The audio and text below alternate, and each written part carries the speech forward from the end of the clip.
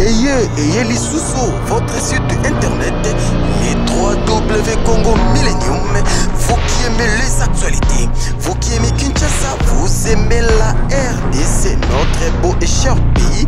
Vous voulez être au bain, dans le bain, et vivre tout ce qui se passe à Kinshasa en temps réel, et ne pas être en retard.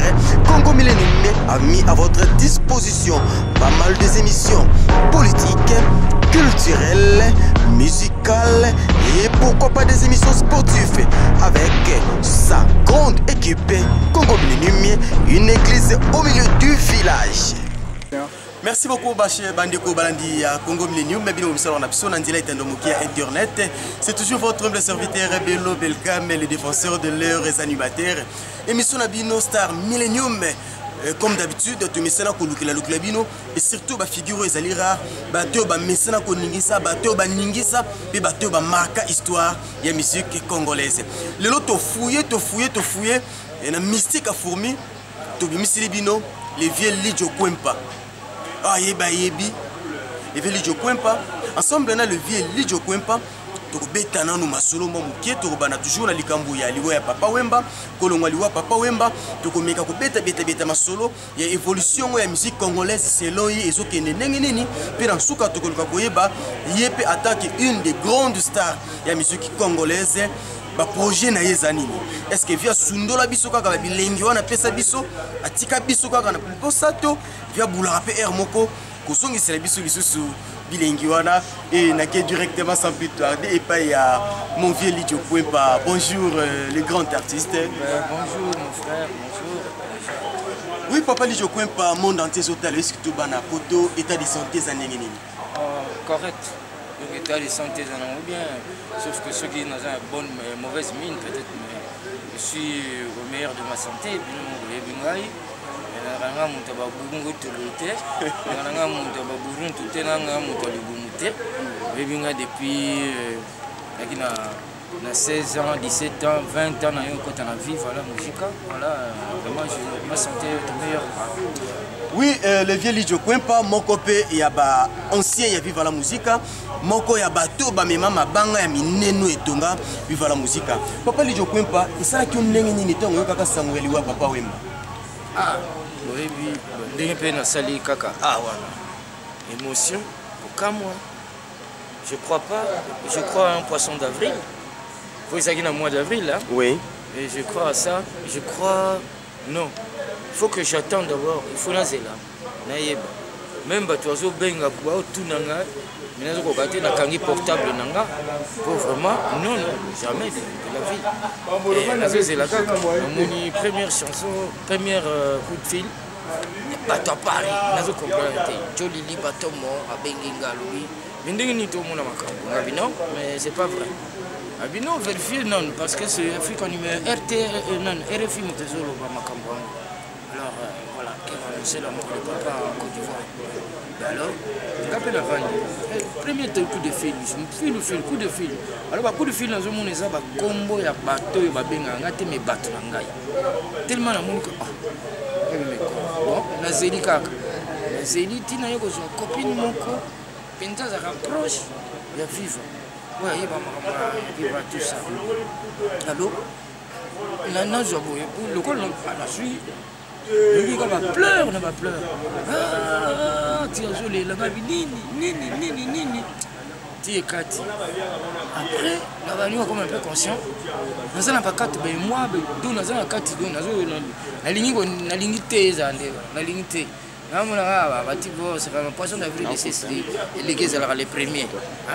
Alors, carrément, dans mon texto, il y a Reddy. Reddy a mis ici, il a dit que le vieux est décédé. Aujourd'hui, en Côte d'Ivoire, c'est là vraiment on a confirmé, on a bandit qu'on là, bandit qu'on kanisa, on la bandit qu'on la pendant la bandit au père deuxième père parce que il y a un père artistique, il y a un père artistique et ça le coup la moto, la beauté, le péché comme parce que tu m'as balé dans la vie, papa n'a pas de taille, n'a pas de combo. Et combo n'a pas de boca, je me papa, Papa Wemba azalaki deuxième père na yo, d'abord c'est ton père biologique, et abotaki na mokili, et deuxièmement Papa Wemba ayeko bimela kola papa parce que yende seko tombola kombo na yo et tout le monde ayeko yeba Lidjo Kwempa.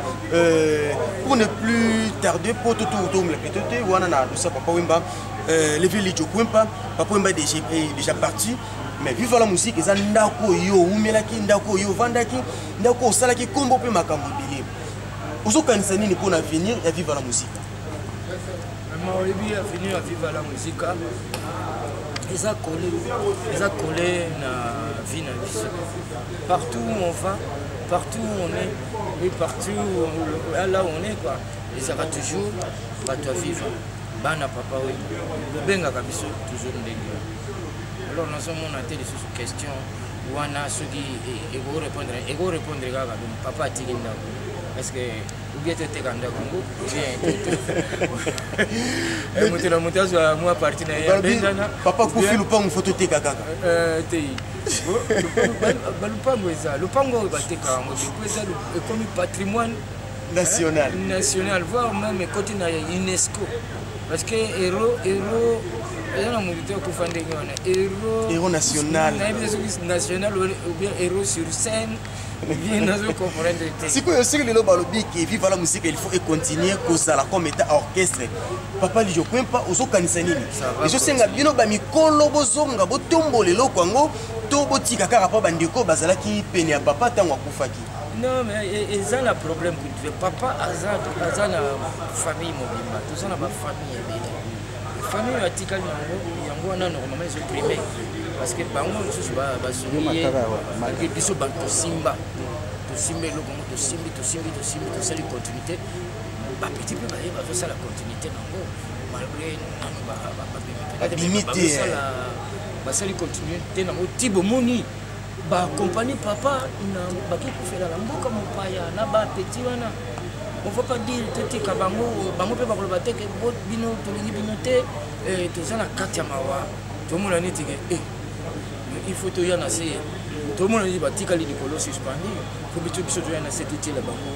Mon support, mon support. C'est impossible. C'est le coup là. Père n'a parlé à Kofi. Oui, Sundoli Mama. Bien au téki le pas on bon Kimi. Bah tu vas te souffrir. Ça c'est pas gentil. Ça porte pas bonheur. Nous on est là on dit général.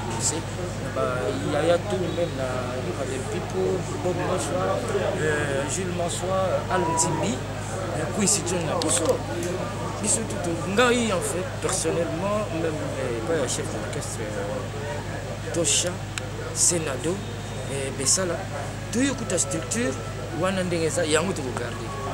Biso to yakaka, obaki so sengeli ko bakisa. Ba souvenir nini yoza na nguya makasi oyo garda kuna papa wewe. Parce que même nzembo na babetaka, ezali to betaka ba nzembo afie to betaka to yeboyemba ba nzembo afie nyonso. Avant to ko na souvenir kasi sala biso no plaisir wana nanu. Avant to ke na souvenir ça no plaisir, ba vivre lisusu, lever Lidjo Kwempa agangisa ba bango na bata wana. Difficile la vie à moto, papa Wemba.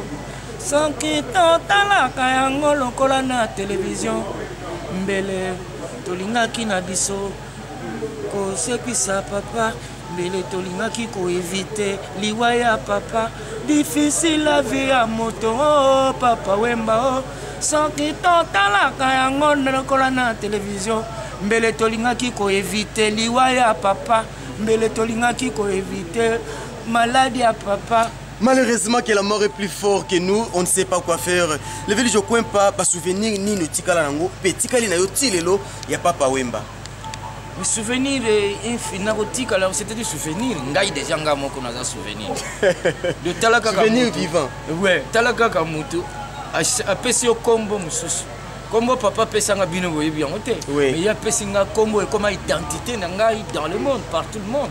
Vous comprenez? Premier souvenir, les a combo, il y a pesanga combo na tikali nango, c'est que je suis, ce qu'il a fait de moi, c'est ce qu'il a donné de moi, et voilà souvenir nanga grave, et puis après Bogomona, et là on y a tikaki na nzoto nanga on a obimisa na Katia, vive la musique, Bogomona que non, j'ai appris, j'ai fait mon apprentissage, je vais faire le stage. Maintenant, avec la nouvelle écriture, soit vive la musique, disons en général. Donc ce que tu comprends bien c'est que papa linga sepelisa biso linga bimisa so eloko moko na marché. Oui, alinga bimisa eloko moko sala ki dernièrement. Yo personnellement, on bimisa eloko moko na marché. Ouais, ce que na linga na bimisa d'abord je suis nini. Déjà on a préparé qui avant même mort à papa. Elle a préparé qui album moko Métro Boulot Dodo. Métro Boulot Dodo. C'est un album où il y a 13 titres. La carte il y a 13 titres, on a repris qui va remix hein. On a repris qui deux remix. On a repris qui Mujingile état civil. On a repris le sous Lisiki. Tout ça qui est au Japon. Donc déjà on a un album Métro Boulot Dodo. Mais pour l'instant pour ne pas souvenir franchement on a préféré on a ça la clip. Non ça la clip il y a Banzembo on a c'est là. Dans la clip nango ya Mujingile dans la clip nango dans la clip il y a Korokondo il y a Ifraji tout ça dans la enfin ma clip dans la souvenir au les cas qui on a remix quoi dans la remix il y a papa album oti aujourd'hui c'était Métro Boulot Dodo. Ouais Métro Boulot Dodo otiki bato na point d'interrogation et la kisidi ni tu ezani Métro Boulot Dodo et ngelo ba vie mobimba c'est dit vie on a le col la kitasa pe dans un genre à vie on a kuna pe na poto toza na genre à vie na biso to vivaka tongo la moki métro po ke luka musala lero luka mulozi musala musala ko pesa yo ndako ya to benga ka dodo donc ok na métro so ok métro te oza musala te so ok voilà ok métro te oza boulot te dodo pe ezate yango na vie à Paris à France eza métro boulot de tout le monde moi a capella moko ya banzembo papi banzembo zana kati atanzembo moko a capella banzembo ba compagnie ya kotoyo yo bana kingi bana sefa bana Luanda o mayana zeisa ba compagnie ya kotoyo yo bitumba solo po ya kolonga o yo anga ya leo nazalaki nashalaki kokoyeba te o najalaki comme mwana bumina belva najalaki kone bebe na kata matela nazalaki nanga yo oui, ça c'est votre artiste Lidjo Kwempa, oui, il nous a fait rêver et il nous promet encore de nous faire rêver. Kasi papa to komo kenepe malembe na suki émission na biso, nino koyebisa bano nyoso balinga ki viva la musique, nino koyebisa ba fanatique nyonso yo ba lota yo oyo ba zela yo et puis par rapport ya réapparition na yo na kata scène musicale. Oui, non koyebisa bango déjà, tout d'abord je vais aller remercier nos big nangai veja la gastura on remercie pe Mwangisa Budishi Marco Sapio do baona ba osimba ngai et puis un message na nzoti ndaka na bana ke no botala ka biso bosunga biso na viva siko to komi boto ke susu wapi biso na ba style as de la kurunta de la kwa kasatala kaka to suka wapi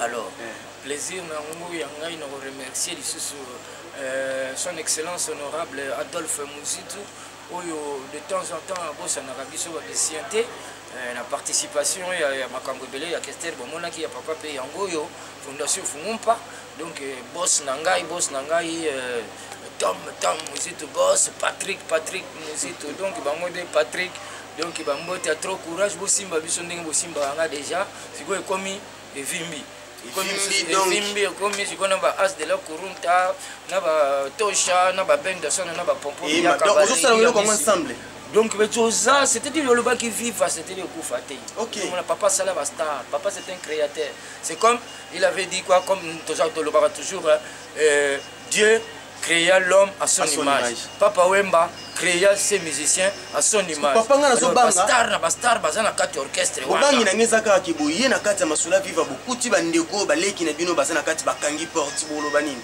Te abako kanga porte te. Porte ba kanga ngonde. C'est Kinshasa tout le monde a comme teti. Bako kanga ngwe après. Kete bango si bakenda biso to tikela tokena papa tina Abidjan. Et bango wana suite et bango yango ngala zolo bati on est tolobi on est prêt là parce que biso peut on a vivre ke ba za 3000 balo bate ke bango pe basala na rien ndenge bazana babeta kana bango moko te makambo zo ebisanga nazomona te bapeti na bana niveau lobo makambo zo lobana balobi te parce que babi bango bakufi na papa non bango esalini o bavie lidio kutu si bakenda déjà mais bongo esalini il fallait biso tozala na kaka na omoni te ndako ekoma monene il faut biso tolala mbetu moko totikeli bango mbetu po balala pe baprouve ndenge biso toprouvable babivie soki azongi ate biso pandi likolo vie na badansi na ye wana atala kaka balobi leve lidio abujaka non bapeti baolela vie lidio soki oyebana bato bakomona na lisusu te wana bana na ngai estce bana na ngai bakimaka bazobanga kokunda ma déjà nazalaka na bango oyebi ke nazalaka depuis na yawa nazalaka na bapeti wana depuis bauti kuna na ofana na bango tosali studio déjà pour preuve que toyembi esika moko non je crois pas bana wana baza bana na ngai lokola bazaki bana ya papa baza mpe bana na ngai jamais de la vie bakoki continue excusez-moi na bango mosusu nalobi mais je vous assure bana wana moni bango baza mal éduqué te biso na viva toza mal éduqué te ata moke baza bien éduqué s'il faut kovandisa vive ezonga nani akozala président vive eza nango ezonga ndenge nini ngana eloko et continuer plutôt et continuer nani akozala président est-ce que président nini non président est-ce que président kokozala na viva yo somona président yo wana ka ye moko eza neti le wellers eza le neti le wellers monde le wellers ya Bob Marley bakina ba Peter Tosh banani lere akufi ba Peter Tosh bazongi ba continuer mwana lere yo koma pe po ba pesi yango mwana bando continue vous comprenez ndenge tozana soki tokoli bana malongi so bakoli bakomi bampaka tozali susu na mwana koko na biso yo oya mwasi Julia azali akoki ko landeli suivi vatina so parce que ba okangela Julia porte bon ba biso to nyoko magna papa bongo biso to salani bango mo ba yebi makambo papa yebi sa bango pona biso